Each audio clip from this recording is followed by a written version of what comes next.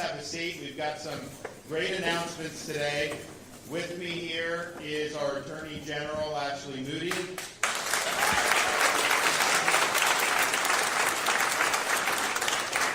Commissioner of the Florida Department of Law Enforcement, Mark Glass. From the Homestead Police Department, Captain Fernando Morales is with us. Kevin Lochran from Wilton Manors Police Department is here.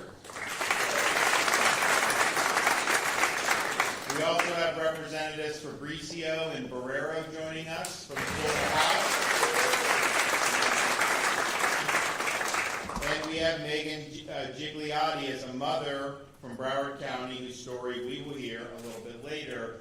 Thanks to the PBA for hosting us. You may have surmised that today's announcement is going to be about law and order. And we are very proud that we are a law and order state. We've seen a lot of jurisdictions around this country indulge in what I would say are faddish thinking, attacking law enforcement, thinking that you can solve some of these problems through things like social services instead of police on the street when you have dangerous people. So there's been some experiments done, and I think it's been really disastrous in far too many parts of the country. But what have we done in the state of Florida? You never saw us defund police in the state of Florida. Not on my watch. Not going to happen.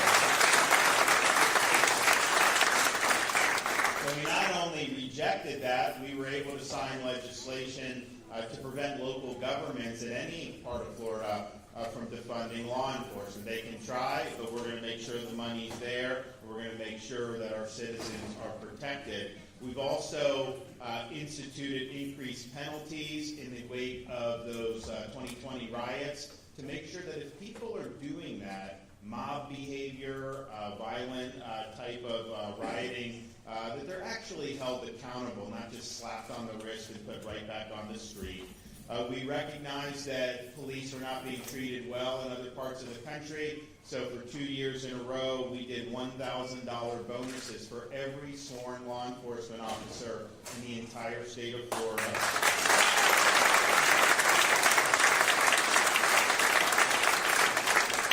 We tried to capitalize and have capitalized on our reputation for supporting law enforcement by offering recruitment bonuses, not just for people coming out of state, but also young people who've never been in law enforcement if they choose it. So our program that launched July 1st gives a $5,000 signing bonus for people that are new, and it's not just state agencies. It could be sheriff's departments and local municipal agencies. And so we've already done more than 1,000 recruitment bonuses to new officers throughout the state. And with the $1,000 bonuses and the $5,000 bonuses, the money's nice, especially when you have a period of inflation. And our $1,000 bonuses, people say, like, well, you know, what about the tax? We paid the taxes on that, so you actually got a $1,000 take home, which is very important. But people appreciate that. But more than the money, I think it's just showing, hey, the state of Florida really appreciates what I'm doing, that they would send us this bonus payment, or the state of Florida really appreciates the fact that I'm joining in Florida by doing the $5,000 bonus. So that really, I think, has been the biggest part of it. We've also increased penalties for those who are dealing in fentanyl and fentanyl analogs, and that has killed a lot of people in our country, particularly in recent years. We have worked to help with the border issue in Texas, because you've seen so many amounts of drugs, you've seen criminal aliens pour in, and we had state law enforcement down there for a period of time. We've also taken a very strong stand against the idea that prosecutors can pick and choose which laws that they enforce. You know, our view is that if you disagree with the law on the books, run for the legislature and try to change it. But you do not get to be a law unto yourself. We had an example of that in Tampa, and so we suspended that prosecutor from the position.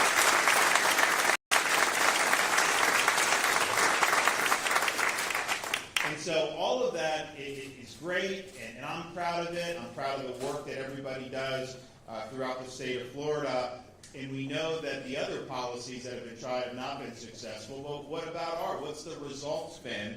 Well, right now, the state of Florida, our crime rate is at a 50-year low.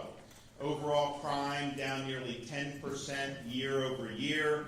Murder down 14%. Burglary down 15%. And robbery down 7% year over year. Here in Miami-Dade County, thanks to the great work that the men and women in uniform do every single day, the murder rate dropped by 15% between 2020 and 2021 and dropped a further 38% through the first half of 2022. And so you have, I think, good policies in the state of Florida, dedicated to law and order. Clearly the state supports the mission of what goes on, but you have folks with that support who are able to go out and protect our communities. And so we really appreciate the work that goes into it.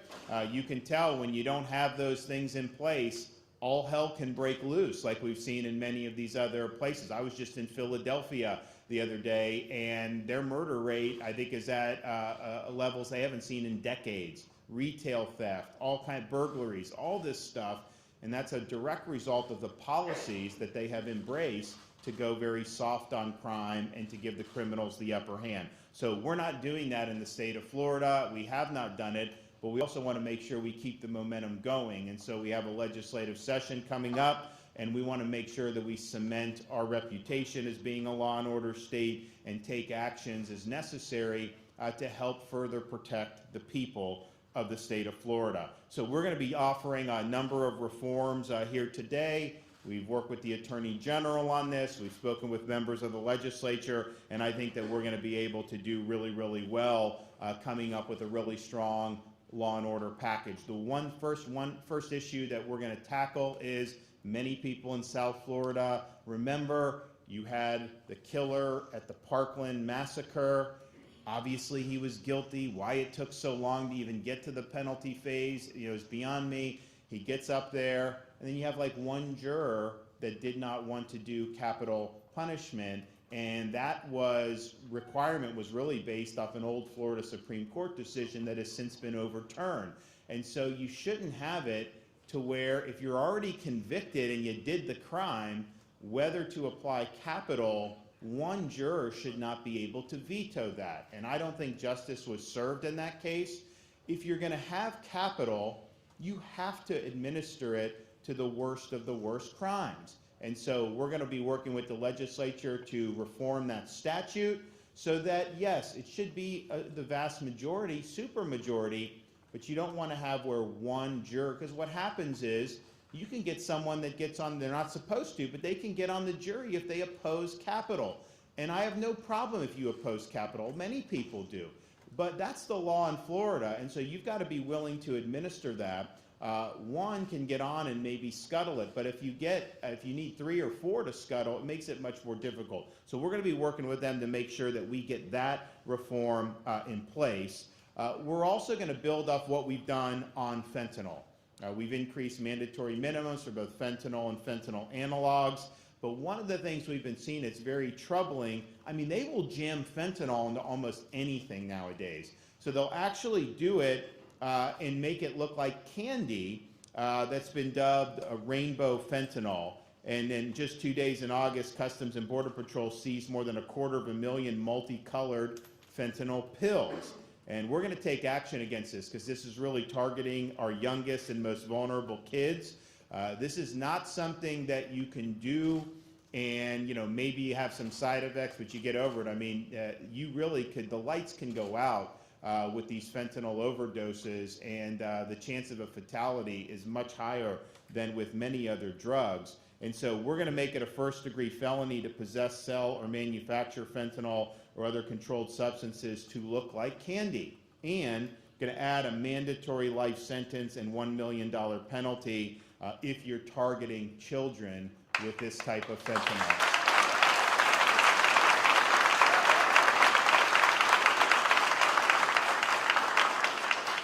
Now, arrests for fentanyl and opioids, as many people in this room understand, are routinely made by our local law enforcement agencies. And we know that not every county has as much money, say, as maybe Miami-Dade County does. We know that there's a need to have costs covered for some of the things that go into this. So we're going to include another $20 million in my upcoming budget recommendations in local support funding for law enforcement agencies to increase efforts to interdict and apprehend the illicit sale and trafficking of fentanyl. And I know that that money will be very, very well spent. We also have, from the very beginning in the state of Florida, rejected the idea that you get rid of things like cash bail, like they did in New York and like they just recently did in Illinois. New York, I think, was one of the first states that had done this. When the policy first went into effect, the first week of their no cash bail policy, there was a woman in New York that was arrested, released, and rearrested 4 times in 7 days. First, she smashed a window to break into elementary school and pull the fire alarm. Arrested, released. Then she sprayed graffiti on a bank, caught and released. Then she broke into somebody's car, arrested, charged with grand larceny, released. And round out this terrible, horrible, no good, very bad week of being an unpunished outlaw. She tried to steal a can of beer from a 7-Eleven on her way out. She threw a rock through the window of the store. And so what I found when you look at some of the incidents that happen around the country, but including here in Florida, you know, we've had police officers killed. And you look at the guy's rap sheet, and some of these people have been arrested and released like a dozen times, 15 times, and you're thinking to yourself, what is going into them being put back out? It seems like there's people don't want to take full responsibility for dealing with some of these problems. So we're not going to do like New York or Illinois for sure in terms of doing any of that, but we also just want to make sure that if somebody is committing criminal offenses, of course you have due process, you go through, they got to prove you guilty, that's the state's burden, and that's how it'll always be. But just cycling people back out on the street if they can commit additional crimes, that is not helping these communities. So we're going to make sure that things like New York and Illinois and what happens do not happen in Florida. And so we are going to limit who is eligible for release prior to the first appearance. I mean, if you are charged with something that's really serious, I think that the expectation should be that you remain until your first appearance. We're going to make sure that judges are the ultimate decision maker when it comes to detention. Sometimes, you know, the prosecutor just let them go, and we have different flavors of prosecutors, as people have seen, in terms of how they view some of these things. And then we are going to require a detention hearing be held prior to trial for dangerous crimes. Part of what we need in Florida is a uniform standard with respect to bond.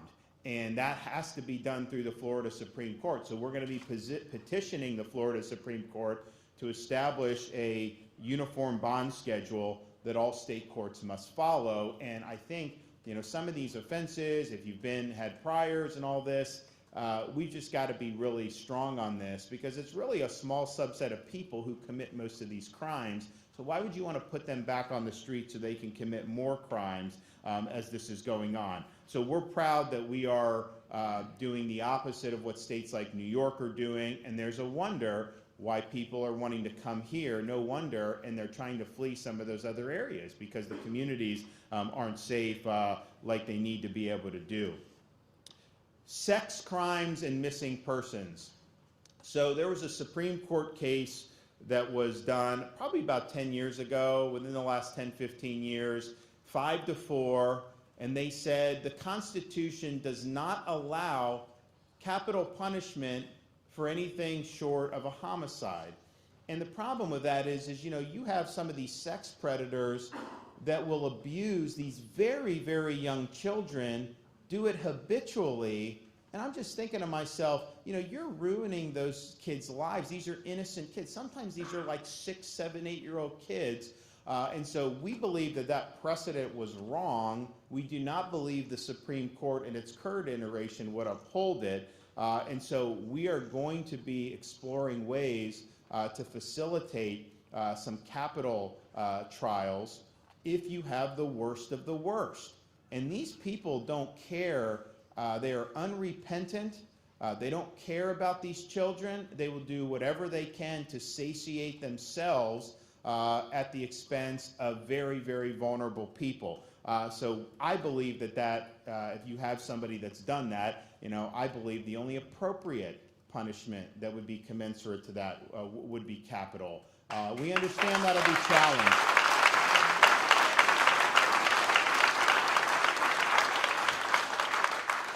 We understand that it'll be challenged, but I think it's right for us to challenge. I think a decision that wasn't well thought out, was very narrowly decided, and I don't think would be upheld when you're talking about some of the worst of the worst. And so, there's certain crimes where you just, like, if you read about your stomach starts to turn and you think about it. And I don't think it's just like I'm sensitive because I got a 6, a 4, and a 2-year-old at home, but I think that's everyone feels that way when you see this.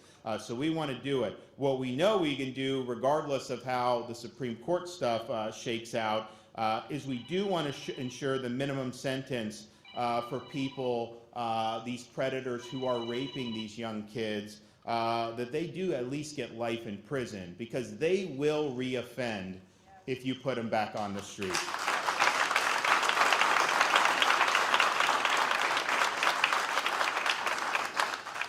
We want to make sure that we have all attempted sexual misconduct offenses, including attempted sexual battery, be included in the list of crimes ineligible for gain time while serving their sentence. So you can commit the crime fully, no gain time. If you're stopped and you attempt and you fail through not because you decided not to do it, then somehow you're eligible, but your criminal intent was the same as what somebody who actually committed it. So we are going to do that, and we think that that'll make a big, big difference. So at the end of the day, all systems go in the state of Florida. I think what we found out across the country is don't take safe communities for granted.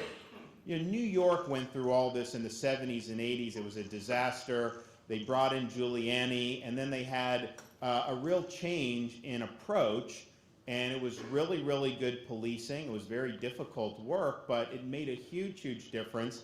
They dealt with small offenses because they knew if you allow that to happen, it builds to bigger offenses. And they ended up creating one of the safest big cities anywhere in the world, and that was for a number of years. Now what's happened, they basically turned their back on those policies, and they have a persistent crime problem such that people are even being driven away from living there at all. So these things can change, and we just want to make sure in Florida that we understand how important it is to have safe communities. We understand the policies need to be strong, support for local law enforcement, but we got to do what we can to continue to build off the success. So I think we're going to have great support in the legislature. I know members of the law enforcement community that we've been able to work with on this have been very, very favorable. So I look forward to getting all this done over the next few months, and we're going to hear from some folks here to talk about why this is a good idea. So we'll start with our AG.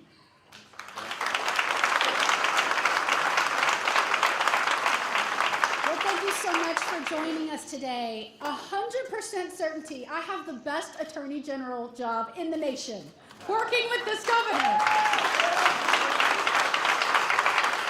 I tell him this all the time, safe communities don't happen by accident.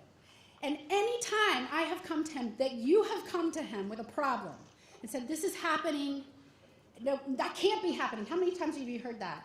That can't be happening. Or when I hear about some of these national issues, like, why is that happening? Whenever you bring it to this governor's attention, he doesn't just sit back and wait to see if it gets fixed. He doesn't just sit back and wait to see what happens to us in Florida. He goes there, he is proactive, he starts talking to people about how we fix it. I really wish this country was run the same way, didn't you?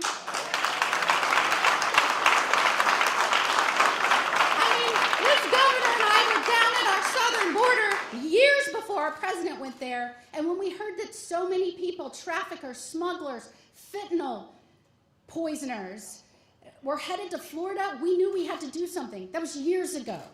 And is it any doubt that we are now seeing fentanyl poison Americans at record rate? Last week, I shared a study that our youngest of children, under 14, The number of our young children that are now poisoned by fentanyl is skyrocketing. It's quadrupled by 2021.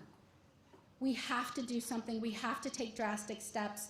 The lethal potency, coupled with the sheer volume that now is in our country and in this state, we have to take drastic action.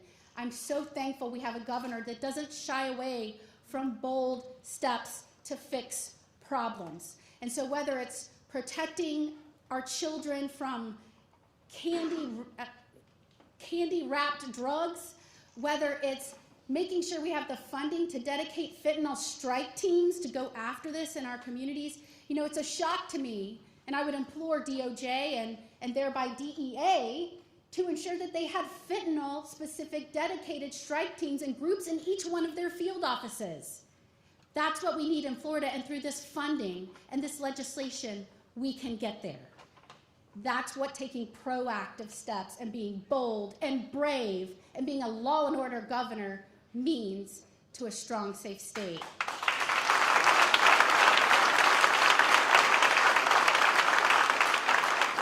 And when you see nonsense in LA, in Portland, in Chicago, in New York, as violence and crime is skyrocketing, when you see leaders come in, those that have run for an executive branch office that are charged with enforcing the laws given to them, say we're now going to try out soft on crime policies and cater more to the criminals than we do to the law-abiding citizens that are trying to keep their kids and families and communities safe. And when you see what's happening, and when drug agents arrest cartel members with tons of drugs and they're released before they see a judge, or someone's arrested 100 times in New York and again they're released, that is not common sense when it comes to criminal justice policy. In fact, common sense does not seem to be very common anymore in many parts of this nation, but it will reign supreme here in Florida.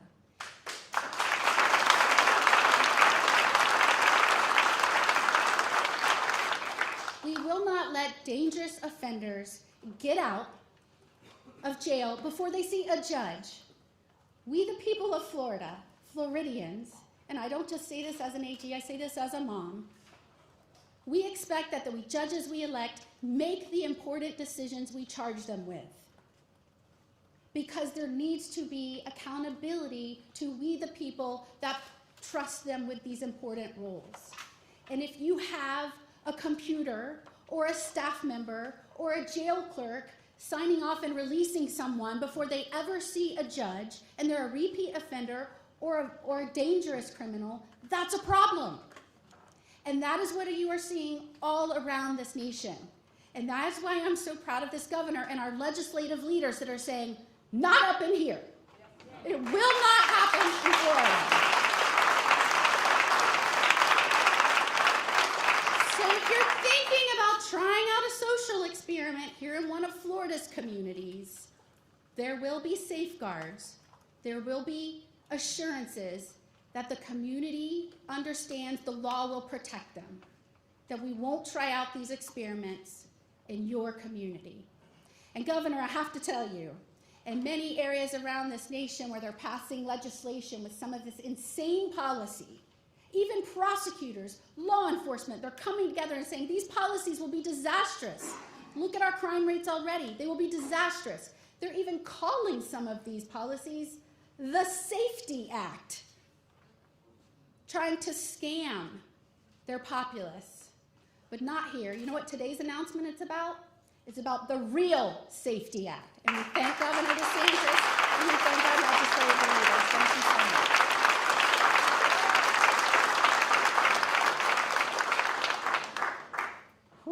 I'll tell you what, I have the best law enforcement job there is, working for the governor, and I thank you so much for having me here today. I'm FDLE Commissioner Mark Glass. Keeping Florida's communities safe is the cornerstone to the overall success of Florida. From economic development to tourism to education, it all starts with public safety. Governor Ron DeSantis knows the importance of keeping Florida's families safe, and because of that, his commitment to Florida law enforcement is unprecedented. I often hear from our partners. I hear from chiefs, I hear from sheriffs, I hear from troopers, agents, officers, deputies.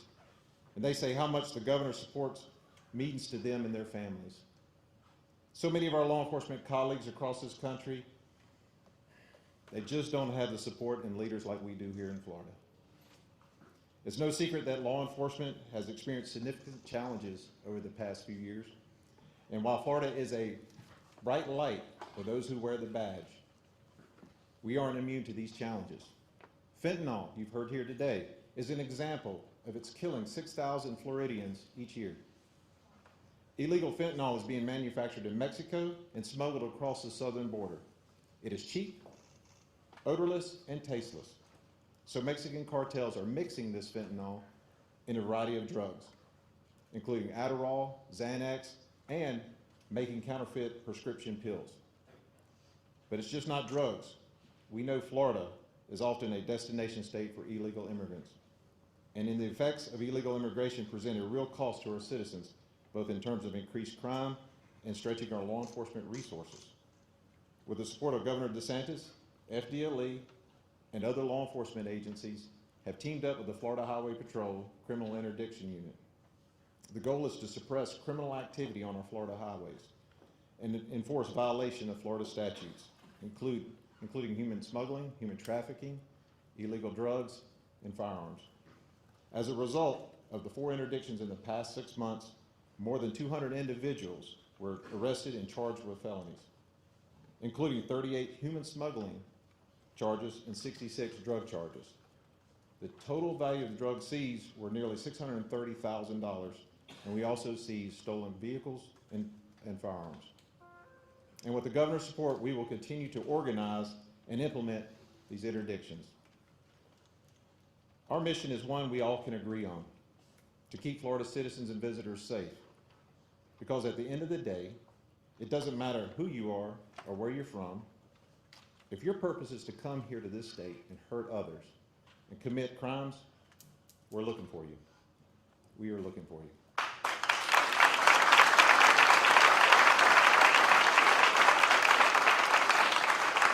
I want to thank Governor DeSantis for his steadfast commitment to Florida law enforcement and to the citizens of this great state.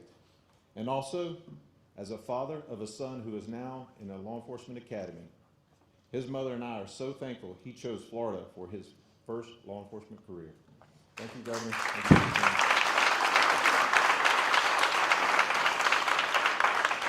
Good afternoon. As the governor said, my name is Captain Fernando Morales with the Homestead Police Department. And as you said, you have the best job and you have the best commissioner job. I think I can say for my brothers and sisters in law enforcement that it's a good time to be a police officer or in law enforcement in the state of Florida. Thank you.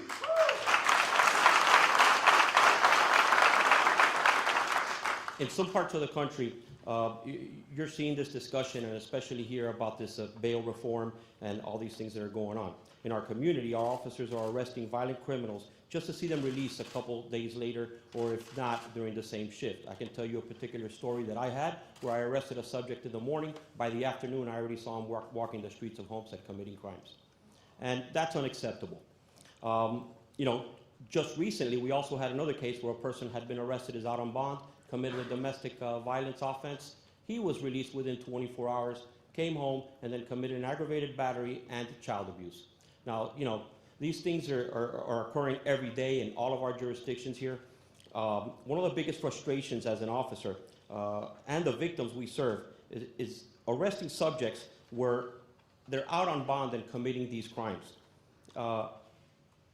Some victims are accepted to hearing, you know, hey, why are these crimes this guy's outside? Well, you know what? I don't have an answer to that. But one thing I can do is I can investigate this crime, or I can make this arrest the best one possible. Sometimes they're accepting of that, but other times we have no other response when they ask a question, well, what can we do to change this? Well, we say, well, talk to your local politicians. But for us, it's extremely frustrating. Slowly, these tools that are given us as law enforcement are wanting to be taken away. But guess what? The mentality of these subjects where not having to face penalties for these crimes is present in their minds, and we have to change that. And I think that we're on the right path of changing that. Like I said, it's extremely frustrating. I think these initiatives and these legislations that the governor is putting forward is going to help us give us the tools to provide our safe communities, not only in Homestead, but also all throughout the state of Florida. thank you, Governor, for these initiatives, and thank you, ma'am. Thank you.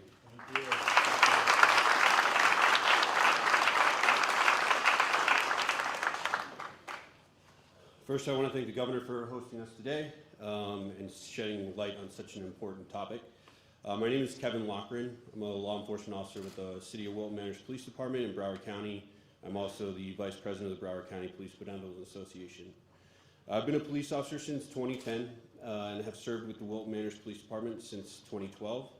About 3 years ago, our agency established a Narcan program which allowed our police officers to carry Narcan on their persons to save lives. Since then, I personally have administered Narcan to citizens in need numerous times. I have now received approximately 3 life-saving awards because of different situations where I was able to use Narcan to stop an overdose death. Unfortunately, when I was originally contacted by the governor's staff in regards to what happened in these particular situations, I couldn't even recall the exact situation or the details of the situation because there's been so many of these life-saving interventions now that it's hard to keep track of them. In the last month, we revived 2 homeless people who were using drugs on a local bus stop. It ended up that the drugs that they had purchased had been laced with fentanyl. We had to Narcan both of them, and it did end up saving both of their lives. These 2 are very well known in our community, and we deal with them on a daily basis. In the past week, we responded to an overdose call where the victim had overdosed, had received Narcan, and then decided to run away from us because he believed that he had a warrant out for his arrest. I've had situations where we've had to break windows and pull people out of cars after traffic crashes that they've been involved in due to the overdose in order to administer them Narcan and bring them back to life.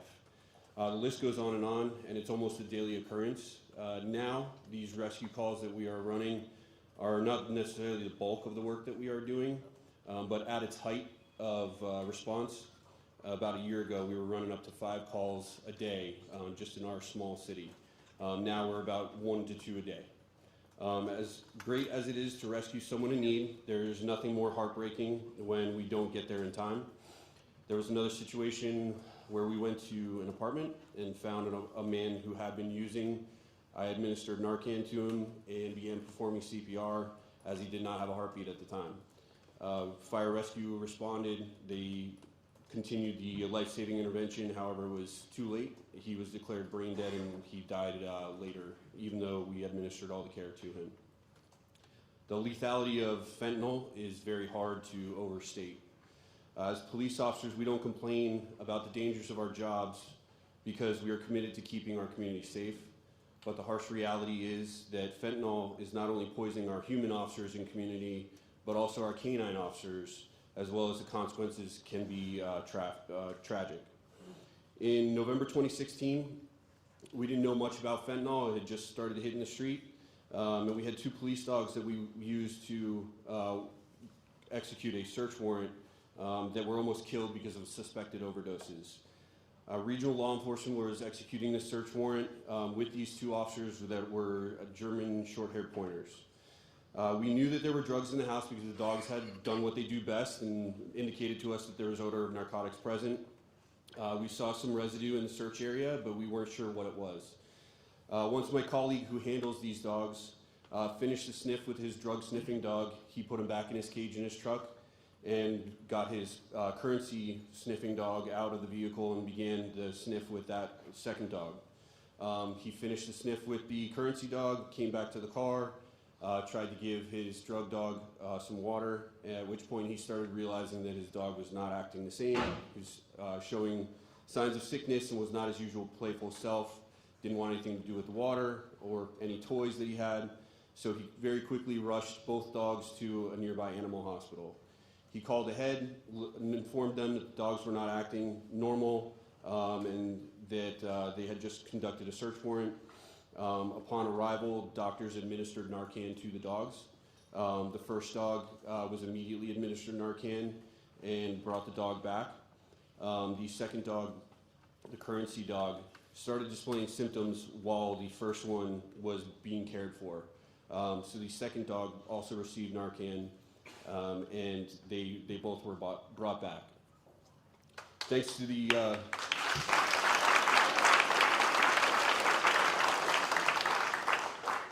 Thanks to the quick action of the K-9 officer's handler, these work dogs were saved and are still working today. Unfortunately, given how these dogs responded, we are extremely hesitant to send our police dogs into places where suspected fentanyl exposures can occur. It makes undertaking of the search warrants much more difficult for the officers, but it has the necessary concession to save the lives of our police dogs. If you take nothing else away from my remarks today, it's important to recognize that fentanyl poisoning is happening more frequently than I think anyone realizes. As police officers, we live the experience of the upticks in our community of these calls, and unfortunately we see first when someone decides to make a bad batch of their drug and it begins circulating in the area. There are real consequences, and despite our best efforts, we are still seeing people die and watching our fellow law enforcement officers be put in harm's way needlessly. Again, I want to thank the governor for continuing to raise awareness about the dangers of fentanyl and supporting our law enforcement in the area as we work to keep our community safe. Thank you, sir.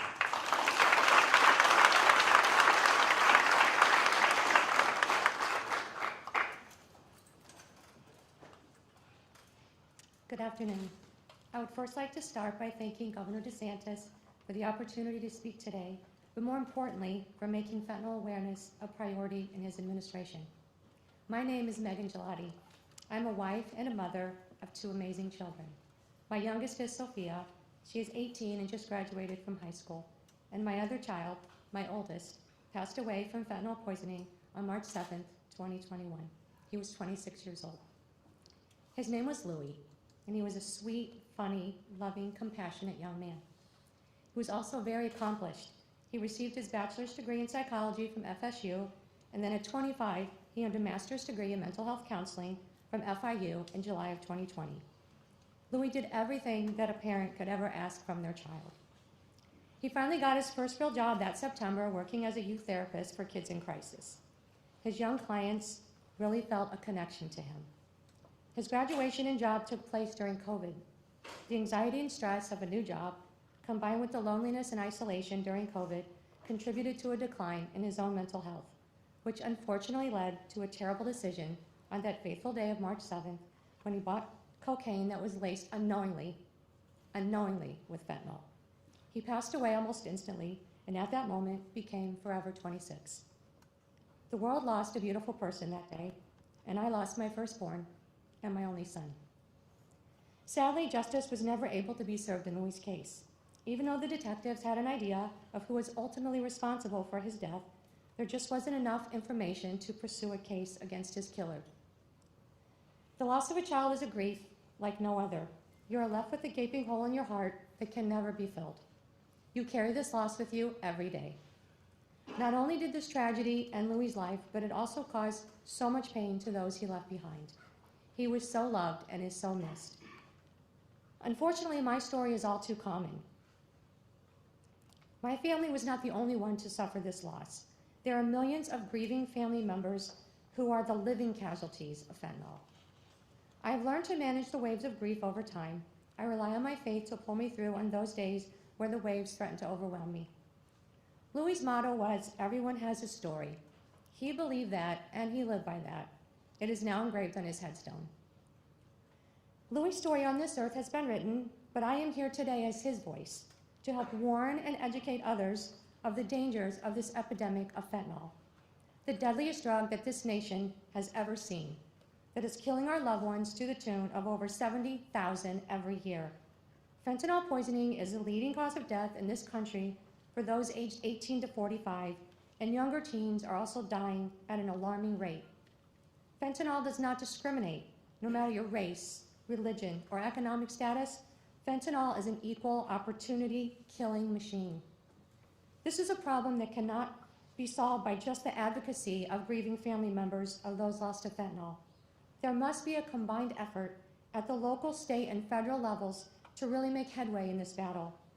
Governor DeSantis is one of only a handful of governors in this country who understands the crisis we face and is actually working to do something about it. I am truly thankful to him for that. Now is the time for a serious, multifaceted federal response. We know where the fentanyl is coming from and how it is getting here.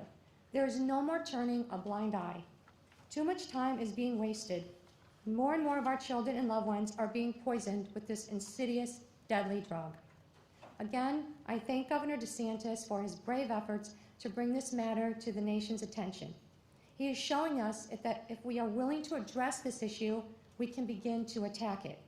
I ask that other governors and our federal elected representatives do the same and join Governor DeSantis in his efforts. Louis, you're right. Everyone has a story, and yours lives on. I thank you so much for your attention, and God bless.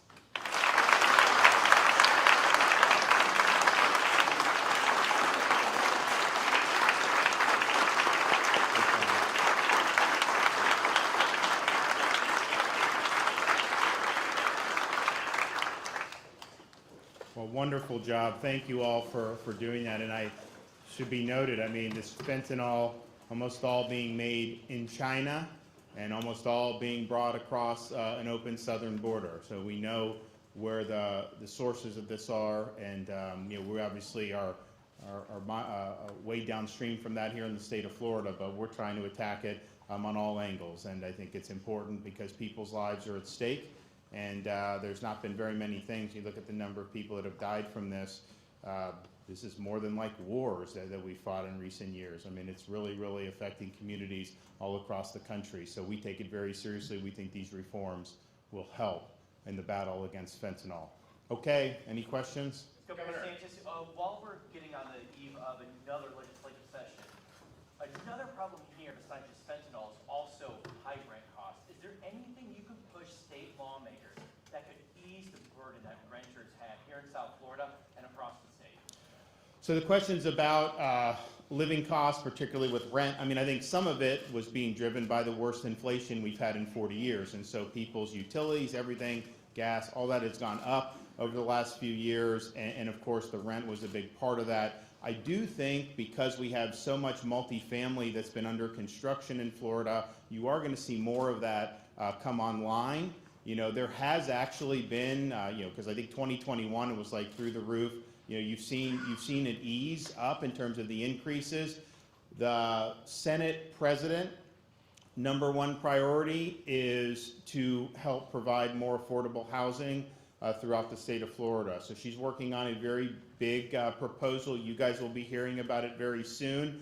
I fully anticipate to be able to throw my support behind it, but I think it's going to cover a lot of different aspects of this. You know, part of the issue with South Florida is just this has been one of the #1 places to go to over the last few years because you had so many other areas that were basically Faucivilles. So who wants to live there? They want to come to Miami. They want to move and do this. I mean, that's just the reality. One sec. Yes, sir.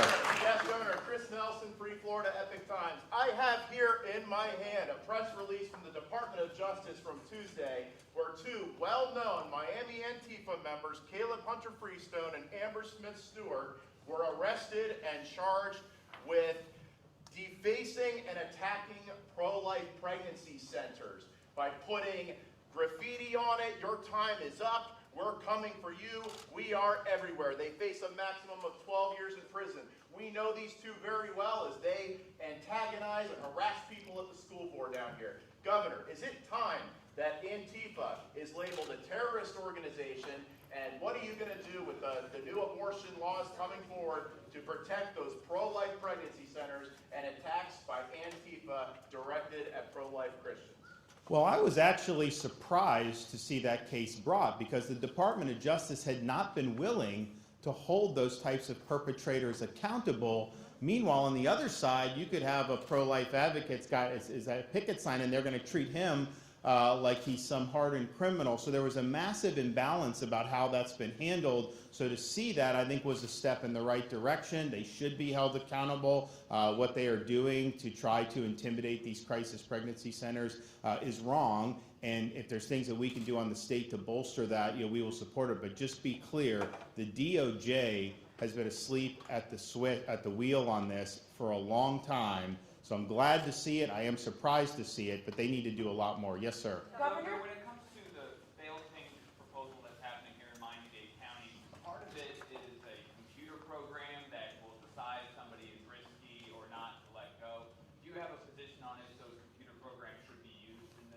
I don't know enough about it. I would just say my view would be I'd be very careful to think that somehow some algorithm is going to be better than human wisdom and human experience when you're talking about somebody that's a judge. And also the good thing about it is if you have a circuit judge, that person can be voted out of office if they're releasing criminals. You can't vote an algorithm out of office. And so it's basically just subcontracting out self-government. Yes, sir.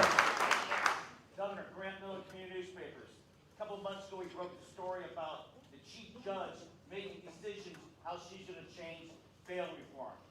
How can she make that decision by herself without going through your office, through the state? How can she do that? And what can we do to stop that? Well, I think this package will stop it. I think this package will ensure that judges can't go rogue and are releasing people.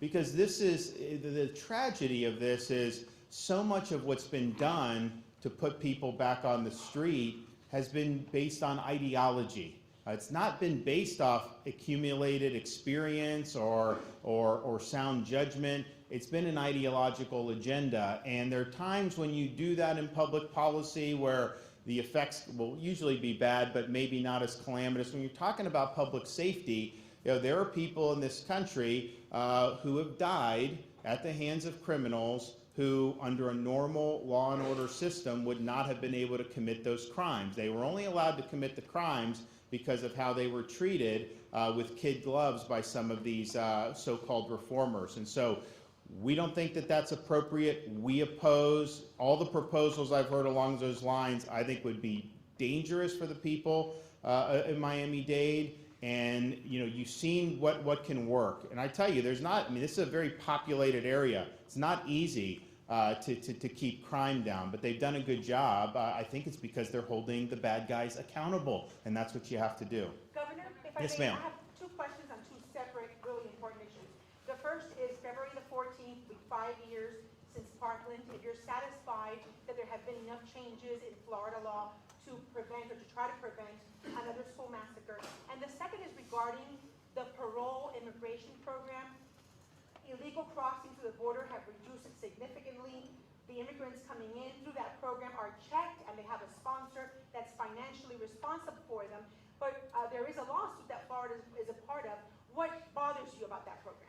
They're not following the law. That's what bothers us. So parole is not a license to nullify the law. And what they're doing is they are applying rules that are in direct conflict with the law. So we are a country based on the rule of law.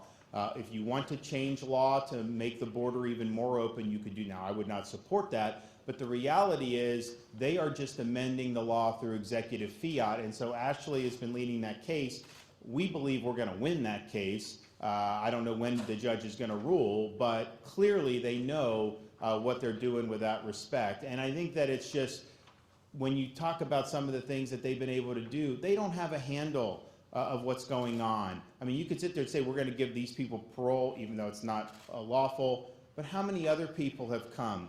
What has happened as a result? And it's been a really, really difficult thing, and they haven't exercised the proper leadership on that. Now, in terms of Parkland, we did the grand jury, the statewide grand jury. Soon after I became governor, of course, I suspended the sheriff, and the Senate terminated him from Broward. And you've seen changes in the school board and the superintendent and all that. So before I became governor, nobody had been held accountable for any failings. Now people have been held accountable. And so I think just having accountability is going to make it less likely that somebody like this guy gets passed around the system and everybody turns a blind eye, knowing that this guy was a problem. When that happened, the people in Parkland and throughout probably Broward, of course it was him. That's what they knew it was him without even being told that, because it was obvious that this guy was that. We've also dedicated close to $1 billion in my first 4 years as governor for school security. And these are common sense things that go a long way to be able to deter potential assailants. And I think what happened with Parkland and some of these others, Columbine, is they view the school as like a soft target where they can get maximum impact. And I think what we've been able to do in Florida is say, actually, it's not a good target for you. You're going to be met with resistance. You're not going to succeed. And so that's important. So we'll keep doing that, and we've been able to do a lot of legislative reforms. But I will say that does tie in here that I mentioned with the lack of a capital sentence. When this guy takes out all these innocent students, and some adults, but mostly these innocent students, and he ends up going to be in jail on or in prison on the taxpayer dime, and it's just wrong. And so we've got to get right on that. That was a bad Florida Supreme Court decision that has since been reversed and rectified. And so let's work with the legislature and make sure that going forward we have justice. And justice is not one person nullifying an otherwise appropriate and lawful sentence. All right, thanks everybody.